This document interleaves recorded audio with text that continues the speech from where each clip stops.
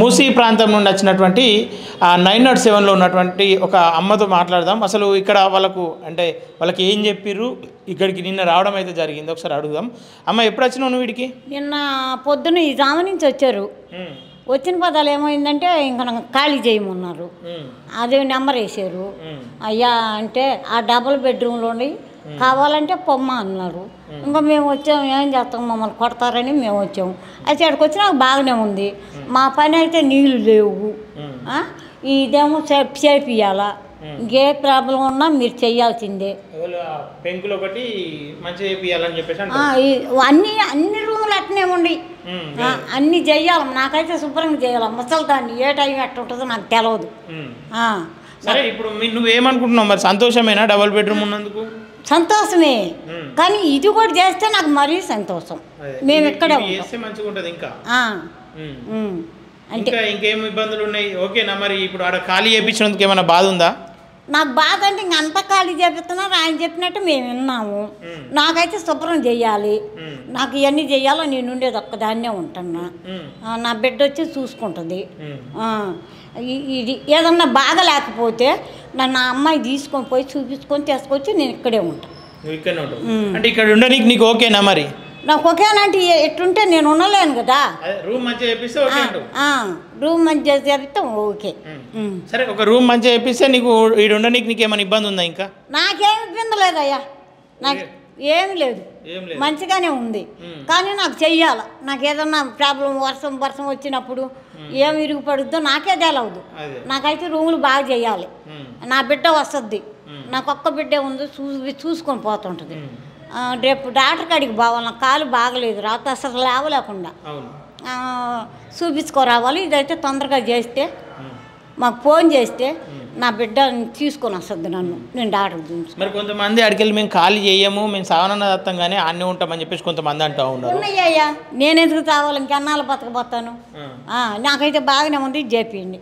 ఇది చేపిస్తే సరిపోతుంది. ఆయన పుణ్యమో ఆయనకు ఉంటుంది. అయ్యన్ని తిట్టుకున్నా మాకైతే తీసుకొచ్చాడు, పడేసాడు. మేము ఇక్కడే ఉండాలనుకుంటున్నా. నాకైతే ఇది బాగలేదు. అది రూమ్ మంచిగా చేపియాలా, నాకు పట్ట అయ్యాలా. అయితే నేను వస్తాను, నా కూతుర్ని తీసుకొని పోయి, నా కూతురు ఏమవుతుంది చూపించుకొని తీసుకొని వస్తుంది. ఇల్లు పట్ట కావాలి పేరు మీద? కావాలి సార్. ఇస్తారు, ఇస్తానంటేనే కదా వచ్చింది అని రాపించుకొని.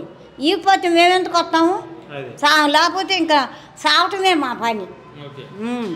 ఓకే అమ్మా, ఓకే. ఏదైతే చూస్తారు కదా, ఆ గత ప్రభుత్వంలో కట్టినటువంటి డబుల్ బెడ్రూమ్లు ఇవన్నీ చూసుకోవచ్చు ఒకసారి.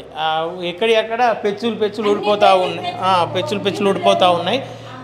ఇక్కడికి వచ్చిన ప్రజలు కూడా ఏం చెప్తా ఉన్నారంటే, ఇక్కడికి ఉండడానికి మాకేం ఇబ్బంది లేదు, ఉంటాం, కానీ ఏవైతే ఇబ్బందులు ఉన్నాయో వీటిని కొంచెం దృష్టిలో పెట్టుకొని ఈ పెచ్చులను సరిచేయిస్తే బాగుంటుందని చెప్పేసి బాధితులు అయితే అంటూ ఉన్నారు. ఒకసారి ఇది కూడా చూసుకోవచ్చు. అంటే పెచ్చులు అయిపోయింది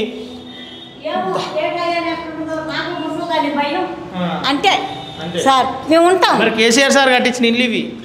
కేసీఆర్ సార్యే మాకు తెలుస్తారు. మేము మురిక్కాలో 45 సంవత్సరాల నుంచి ఉన్నాము. మమ్మల్ని లేగొట్టాడు. మరి ఈడ మంచిగుందా? మంచిగా ఉందంటే ఆడ బతికిన వాళ్ళం కాబట్టి బాగానే ఉంది, మాకేం ప్రాబ్లం లేదు. ఇల్లు కూడా మాకు లేదు, గుడిసే మేము వేసుకొని ఉంది. కరెంటు బిల్లు ఉంది, వాటర్ బిల్లు ఉంది, అన్నీ ఉన్నాయి.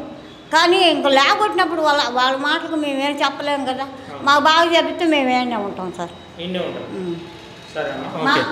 కొడుకులు లేరు,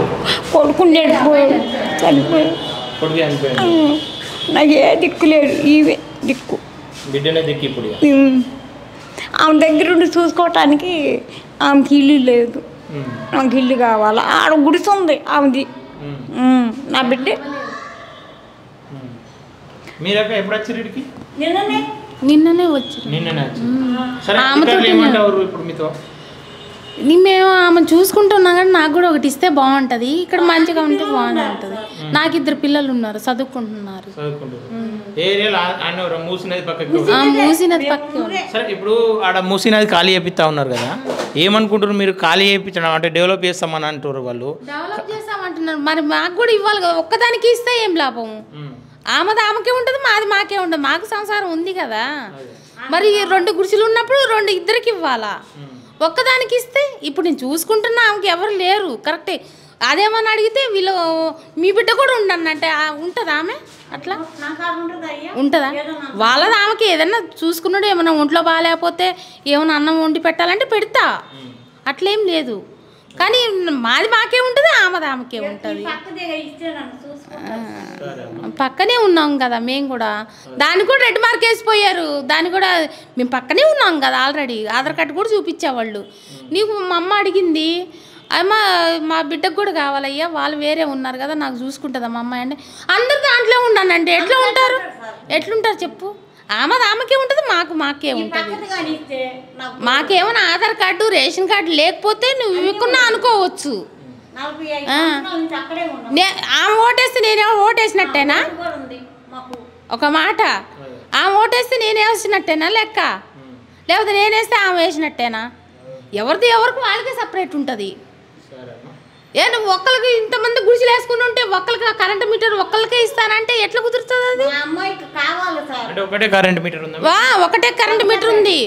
ఇప్పుడు మేము లేకనే కదా ఒకటే కరెంట్ మీటర్ మేము తెచ్చుకోవడానికి శక్తి లేకే కదా మేము ఒకటే కరెంట్ మీటర్ మీద మేము తీసుకుంది. కరెంట్ మీటర్ మీదకి ఒక ఇల్లు ఇచ్చారు. మా నాన్న పేరు మీద ఉన్నదానికే ఇచ్చారు. మా ఆడపిల్లలు మేము ఎటు పోవడానికి లేదని అమ్మ గుడి చేసుకొని ఉండండి అని చెప్పారు. కాదు, కరెంటు మీటర్ ఎవరి పేరు ఉందో వాళ్ళ పేరు మీదే ఇస్తున్నారు. డబుల్ బెడ్రూమ్ అని. మేము అదే స్థలం కానుంటే మేము ముగ్గురు అక్క చెల్లెళ్ళమి. మా నాన్న పేరు మీద వచ్చినా మేము కరెంటు మీటరు మేము ముగ్గురు వేసుకుంటాం, గుడిసెలు వేసుకుంటాం. ముగ్గురికి ఇప్పియండి. ఆ ముసలానికి రేపు ఇప్పుడు ఆమెకు వచ్చింది, ఆమె సంగతి ఆమెకే ఉంటుంది. మేము గుడిసెలు ఉన్నప్పుడు మీరు ఒక్కటిచ్చి 4 కూల్చేస్తామంటే అట్టు కుదురుద్ది గుడిసెలు వేసుకున్న వాళ్ళవి. సరే, ఇల్లులు అయితే ఎవరిది వాళ్ళకే ఇవ్వాలి. ఫ్యామిలీలు ఉంటాయి కదా. ఇప్పుడు వాళ్ళ ఇప్పుడు మా రేవంత్ రెడ్డి గారు ఉన్నారు, వాళ్ళ అత్త మామ వాళ్ళందరూ వాళ్ళ ఆడపిల్లలు అందరూ ఒక ఇంట్లోనే ఉంటారా? ఉండరు కదా. ఆయనకు మరి ఇస్తానన్నప్పుడు ఆయనకు కూడా ఒక నాలెడ్జ్ అనేది ఉండాలి. సరే సరే అమ్మా. నా బిడ్డ కూడా కావాలి సార్, నన్ను తాగేదా నేను